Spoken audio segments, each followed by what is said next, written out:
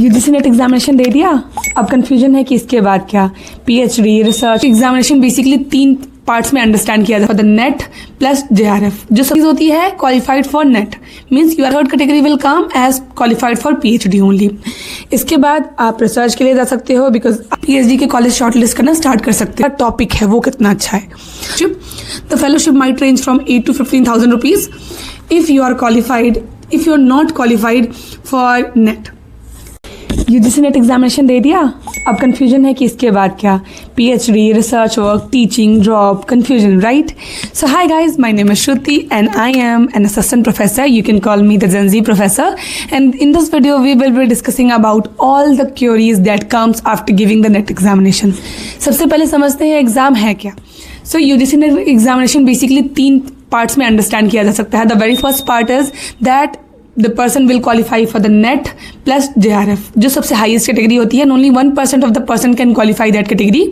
Second चीज होती है qualified for net means you are qualified for assistant professor post plus PhD only, and the third category will come as qualified for PhD only. So in general से 3 चीजें होती हैं समझने के लिए कि आप क्या क्या चीज़ें इसमें पास आउट कर सकते हो। Now we will be understanding each one of them कि हमारी क्या गलती थी या हम क्या करें अगर हम इस स्टेप में हैं। सबसे पहले हम बात करते हैं qualified for net and PhD JRF only, that is the highest qualification. इसके बाद आप रिसर्च के लिए जा सकते हो बिकॉज आपको मिलेगा 35 to 43K rupees for the fellowship and you can pursue your PhD as in full time if you want, and आप साइड में एक्सपीरियंस के लिए टीचिंग कर सकते हो अगर आप क्वालिफाइड हो और अगर आपने आंसर की मैच की है, that somehow matches and you are somehow able to that cut off कि आप वहाँ तक पहुँच रहे हो और आप क्वालिफाई करते हो, तो आप अपने लिए पीएचडी के कॉलेज शॉर्टलिस्ट करना स्टार्ट कर सकते हो। आपको अगर गवर्नमेंट कॉलेज में जाना है तो आप उसको शॉर्टलिस्ट करो, अगर आपको प्राइवेट में जाना है तो आप यू कैन उसको भी शॉर्टलिस्ट कर सकते हो। But if you are somebody जिसका रिसर्च में इंटरेस्ट है, जिसको फुल टाइम रिसर्च कंडक्ट करनी है, तो आपको जाना चाहिए गवर्नमेंट कॉलेज में। आपको ये मैटर नहीं करता। देखो, जब भी हम पीएचडी के लिए चूज़ करते हैं तो हमेशा हमारा चॉइस ये होना चाहिए कि वो पीएचडी के लिए जो आपने कॉलेज चूज़ किया है वो कितना बड़ा है, वो नहीं।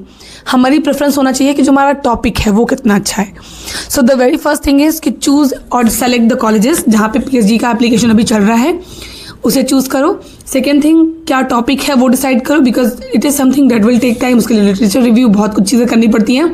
एंड थर्ड थिंग कि सुपरवाइजर कौन हो सकता है, वहाँ पे कितने लोग हैं, कौन से प्रोफेसर के कितने पब्लिकेशंस हैं, आपका जो एरिया ऑफ इंटरेस्ट है वो कितना मैच हो रहा है, आप ये सब देख सकते हो। That is the first step. और अगर आपको एक्स्ट्रा एक्सपीरियंस चाहिए टीचिंग का तो आप साइड बाय साइड कोई भी यूनिवर्सिटी देख सकते हो, that will provide you with the teaching experience. So this is for you if you have qualified for NET and PhD both, and you guys can earn up to 42 to 45,000 rupees as a fellowship. And now the second category that I would like to talk about is qualified for NET examination, that is qualified for assistant professor and PhD only. So yeah, even you guys can pursue the PhD, but the only thing is that you have to pursue the PhD without JRF, means you will not get that much amount of fellowship. The fellowship might range from 8 to 15,000 rupees, and it also depends कि आपका कौन सा sector या कौन सा section है particularly जिसमें आप PhD कर रहे हो। बट इसके साथ साथ आप किसी भी प्राइवेट यूनिवर्सिटी में टीचिंग पोस्ट के लिए एप्लीकेबल हो, आप वहाँ पे भर सकते हो, और अगर आप चाहो तो एडहॉक फैकल्टी का पोस्ट भी देख सकते हो और पीएचडी भी परस्यू कर सकते हो side by side. If you are interested in research you can do that as well. And third category जो हमारा मेन इंटरेस्ट है बात करने के लिए, जिसमें हम बेसिकली इसके बारे में डिटेल में बात करना चाहते हैं, that is if you are qualified, if you are not qualified for NET. पहली चीज़, you really don't need to worry about it.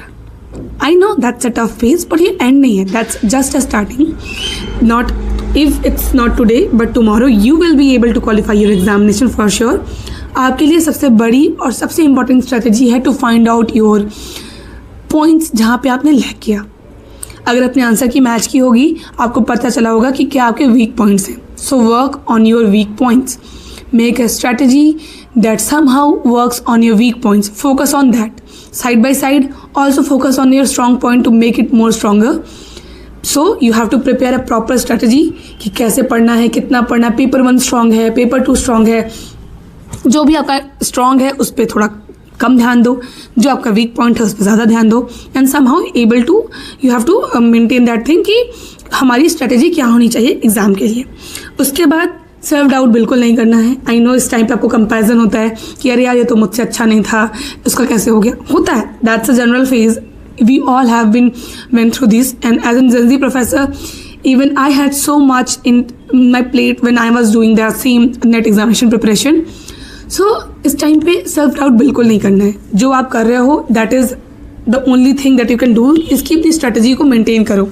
अगर आपने कोई एग्जाम सोचा है तो उसके लिए अच्छे से बेहतरीन तरीके से पढ़ो, अपनी स्ट्रेटजी को स्ट्रॉन्ग करो। First thing, side by side अगर आपको लगता है कि इसके सिवा आपको कुछ और करना है तो आप किसी भी यूनिवर्सिटी में रिसर्च प्रोजेक्ट में भी जा सकते हो, और बहुत सारे ऐसे पोस्ट होते हैं जो MSc के बाद आप एप्लीकेबल होते हो, आप वहाँ पर आराम से जा सकते हो।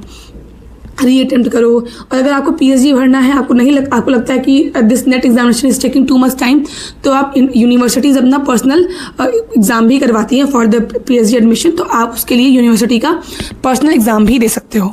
So that should be the strategy for you if you have not qualified for NET examination.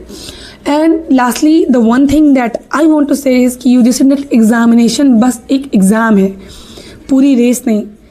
It's okay if you slow down. It's okay if you're not able to achieve that thing in a single step. Some people walk very fast, some walk slowly. So it's your game. The only thing that you can do is to understand your game कि आप इसको कैसे बेहतर खेल सकते हो. This is what you can do about your exam. And yeah this is all about it, and I hope कि आपको क्लियर हो चुका हो कि आपको क्या करना है। एंड अगर आपको ये वीडियो हेल्पफुल लगी हो तो don't forget to like and subscribe my YouTube channel, because यहाँ पे सिर्फ आपको मोटिवेशन नहीं, डायरेक्शन भी मिलती है about examination and how to do this. And if you like this video don't forget to comment and like and subscribe. Thank you for watching this. See you in the next one.